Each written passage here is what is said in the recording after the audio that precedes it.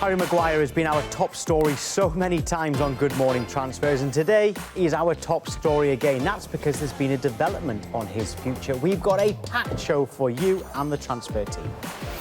Paulo Dybala has been given the weekend to sort out his future. All the latest on Manchester United's attempts to sign him coming up. Club record signing Nicolas Pepe. How does that sound, Arsenal fans? Have your say on the show today. A big update on the future of one of the most talked about players this summer, Bruno Fernandes. Is he Tottenham bound, and does that impact on the future of Christian Eriksen? We'll also be looking at the top signings in the EFL as the opening game of the Championship hits our screens tonight. But don't forget, this is your show, and here's how you can get involved.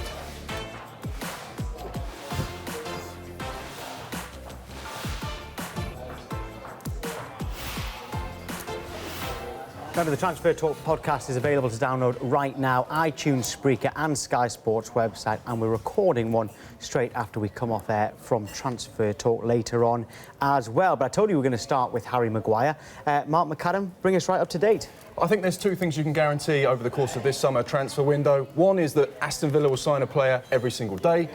And two, we'll be talking about Harry Maguire. And once again, there's been some more developments over the course of the last 24 hours. And Sky sources are telling us that Harry Maguire has made it clear to Leicester City that he wants to join Manchester United. Leicester's position has not changed. They do not want to sell Harry Maguire. They do not have to sell Harry Maguire unless their valuation has been met, which they have never revealed in public. Maguire is determined to remain professional, but is getting frustrated at the situation. We understand United are prepared to pay £80 million, but we are told that Leicester want £85 million. So there's a small gap now to be bridged if we're to believe that situation. United, though, will not pay £85 million. So as things stand, United will go to 80, Leicester wants 85, although they've not said publicly how much they want. So this situation once again rumbles on, but Harry Maguire getting frustrated, despite being completely professional throughout the course of this summer. As we head towards that deadline day on Thursday, things starting to get a little bit tetchy. At the moment, obviously, Leicester play tonight in a pre-season friendly against Atlanta. And as things stand, it's believed that Harry Maguire will not be playing because Leicester City, Harry and his agent feel he's not in the right frame of mind to take to the pitch. Leicester fans, we do want to hear from you, and Manchester United fans as well. Hashtag Transfer Talk on Twitter and read some of those tweets out. But Anton, when Mark was saying there that it looks like the difference is £5 million, when the fee is so high, I saw you looking a bit bemused. I could tell you were just thinking... £5 million. Like, what? Come on. Like, if you really want the player, you can get this done. It's more persuading Leicester to part with him. That's the real thing here, isn't it? As Mark kind of alluded to. We think it's around £85 million. That's what we're kind of being led to believe, but... You know, Leicester, as they proved with Mahrez, they don't want to sell their best players. They're going to try to get the best price for him. The difference here is the fact that clearly Harry Maguire fancies the move. You know, throughout the whole process, we said Harry Maguire's relaxed about the situation. He's been training. Well, now he's not playing in the game tonight, and clearly, you know, he wants a chance to be able to talk to Manchester United, and that can only happen if the two clubs agree a fee. So clearly, the elements. This is, look, I want this to get done personally, like quickly as possible from the player. I think the signs have been there for a while. I think from the representatives and people closest to Harry Maguire coming out and honouring those Man United legends, I mean, that is a big indication that your eyes are being drifted elsewhere. And there's nothing wrong with that because the player would have personal ambitions. But at the same time, Leicester have had this period of time to understand, evaluate the squad and work out whether or not with and without Maguire, they would have their plans ready, surely. Yeah, they have defenders that are at the club that are all capable of playing in the Premier League. So Brendan Rodgers is really relaxed with the options he has in defence. I think it's important to point out, over the last week or so, things have started to unfold with regards to this deal. Harry Maguire didn't train. He missed the media day. So there was little things there where he said they were ill, though, remember? Of course, yeah. Due to illness. So he's been ill at the wrong time. It's just all started to get a little bit patchy now. It's interesting because Tom said at the beginning of the programme, this is the story that's kind of been rumbling on. We've been talking about Harry Maguire a lot. But Harry Maguire hasn't been allowed to talk to any other clubs. You know, we know Manchester City were interested at the beginning of the window. We know Manchester United, you know, we've said that he's been their #1 target this summer. Ole Gunnar Solskjaer personally is interested in signing him. But obviously, because Leicester's stance is, if you don't meet our price, you're not going anywhere, he hasn't been able to talk to anyone. So you can understand why, because he still doesn't really know what his options are, how much he could earn, what kind of place he'd have at Manchester United, what kind of project he might be signing up for, and there's still only 6 days to go. And Michael, I mean, obviously he can't do anything. The fact that he was ill on that media day, of course, but with this going on and on, it's like you've always said about the Wilfred Zaha situation. We've always said this could go all the way till deadline day. And the signs are with 6 days to go, it's unlikely to be sorted before then as well. Would you say your experience in these transfers? Yeah. I mean, as Anton said about in terms of fee and everything like that, you get the impression that this is the key player Manchester United want and require. That's the key for me. They needed a central defender last season. So if it does go to the final day, it must be down to the fee, but you'd expect United to want to get this done quickly. I just like the fact that how relaxed Brendan Rodgers has been every time we've spoken to him on Sky Sports News after every pre-season friendly. I just feel Rodgers knows that he feels relaxed regardless of what happens, and Leicester City will come out absolutely fine in this transfer circle. Because I know we talk about Manchester United a lot, but it's also worth noting that I think Leicester, I can see them with or without Maguire having a good season.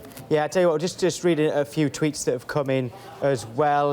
Dion Doherty says that Harry Maguire is not worth £85 million. A United fan I'd be annoyed if this fee was paid. There's another one as well saying the same thing. Very similar. Leicester not taking £80 million for Maguire is ludicrous. That's from David Scott saying there are so many better centre-halves out there that would cost half of that. But Dan, though, says that if Manchester United miss out on Harry Maguire for the sake of £5 million, then that is ludicrous as well. So keep those coming in. But we're going to move on now to State of Play with Anton today.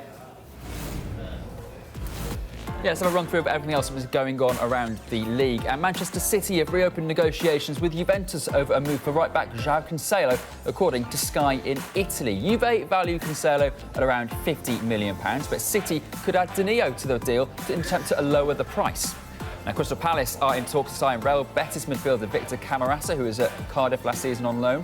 Newcastle are, quote, very close to agreeing a fee with Nice for winger Alan Saint-Maximin. We understand the fee is around £16.5 million, rising to 20. Derby are expected to complete the season-long loan of defender Matt Clark from Brighton, according to Sky sources. Clark joined Brighton from Portsmouth earlier this summer for an initial £3.5 million. And we understand Anderlecht are interested in signing forward Kemar Roofe from Leeds. Free agent Dani Alves is officially off the market. The 36-year-old returned to Brazil to join Sao Paulo on a deal until 2022. And Bayern Munich insist reports claiming the club have made a bid for Manchester City winger Leroy Sané are untrue. Yeah, Dani Alves means we're going to have to open up that right-back area now. Free transfer 11, doesn't Where's it? Dave when you need him? Yeah, exactly. Yeah. 3-year contract for a 36-year-old as well. Well, he'll be worth it. He'll be worth it. Right, OK, Paulo Dybala was saying there was just so much breaking news overnight, while we were all in bed by then. And one of them was on Paulo Dybala, because there is an update on him as well, isn't there, Michael?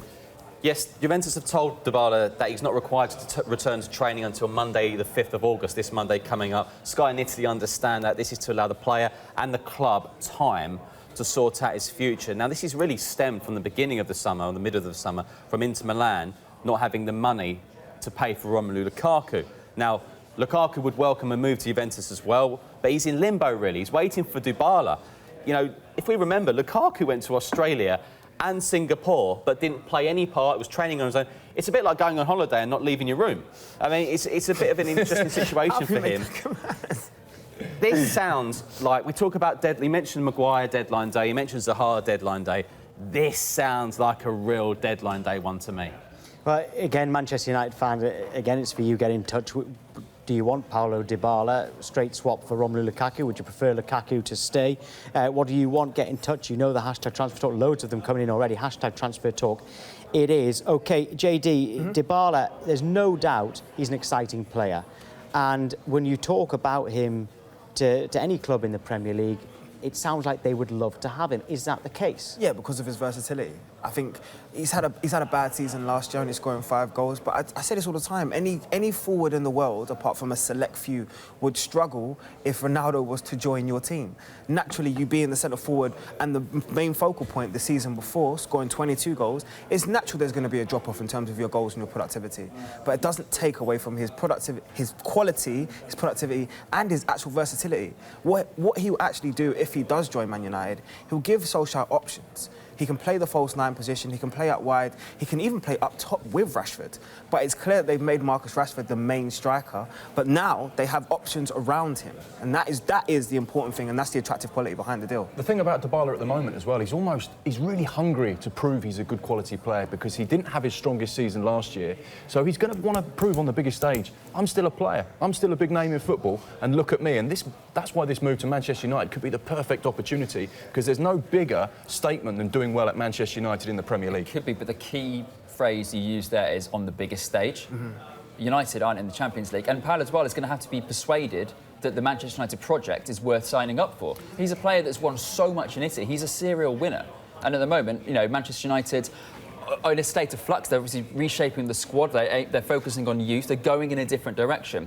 Now, it could be that's an easy project to sell for Dybala, but effectively what they're saying is if you can go without a season of Champions League football for 1 year, trust in us that we can get you to where you want to be, then they're going to get a very good player that's hungry to play for them. In terms of buying into that project, he has the best 2 people to ask for advice as to the Man United project. He has Cristiano Ronaldo, who's his teammate now, and a good friend of him, a former teammate, Paul Pogba. So you have a player at the club, and you have a player that's a legend at the club. So if you want to know what the Man United project is about, there's no better 2 people than to ask than those 2. It's interesting. What's the mentality of Paul Pogba if he sees his friend Dybala come from Juventus to Manchester United? Does he then suddenly think, actually, my future might be at Old Trafford? There's been a lot of talk about him over the summer. It's gone quiet recently. It seems he's most certainly going to stay at Manchester United now. But if Manchester United start to sign the players, the world-class players that they've been linked with, suddenly Pogba might go, this is a project that I want to be a part of. Well, Michael, there is something that would worry me if I was a Manchester United fan. Paulo Dybala apparently needs the weekend to think about whether he wants to move to Manchester United. That would have been unheard of years ago. And does that kind of level of uncertainty from the player, should that worry the Manchester United fans? No, not really. This isn't the Alex Ferguson Manchester United anymore. This is one massive club in a top 6. This is a club need to get back in the Champions League. For me, he's a top player. If Ole Gunnar Solskjaer no longer sees Romelu Lukaku part of his plans and they can get Dybala and keep Pogba and get Maguire, I think that is a very good summer for them. And they've also got Aaron Wan-Bissaka, who I think genuinely, I know this sounds ridiculous, but it could actually be a snip in the end in a few years' time, because he's already started fantastic in pre-season. If he's their right back for 5 to 10 years, then they've done some good business. So it's all ifs and buts and wait and sees, but you quietly feel that United might end up having a decent summer. I agree with Bridgie 100%, because I think that we shouldn't really look into the fact that he's taken a couple extra days to work out whether or not he wants to join this project. Think about how many players have been away with their international teams, have taken time to talk about their futures. We've seen Zaha do it, we've seen Idrissa Gueye, Pepe as well. Being away with the international setup, away from your teammates at the beginning of pre-season, sometimes you just need that mental recoup more than anything else before making the next decision in your career. Yeah, OK, some tweets have come in. Cam says that Dybala would be great at United and doesn't have the pressure of a huge fee like Di Maria did, because of course the fee would be a swap with Lukaku. Craig says Manchester United desperately need another centre-back and another midfielder to challenge for the top 4 this season, but really hope Dybala comes too. Him and Pogba could shine this season, and he's put in brackets, if Pogba stays. It does look like he is going to. And Rob Davies says, as United fans, we've wanted Bruno Fernandes for at least 3 months. We're going to be talking about Bruno Fernandes, another club who are in for him. That's coming up later in this hour. But the EFL season gets underway tonight, and we're taking a closer look at some of the signings that we think will have an impact. We want you to get involved as well. We've picked out Anthony Knockaert, Helder Costa, Romain Sawyers and Nick Powell.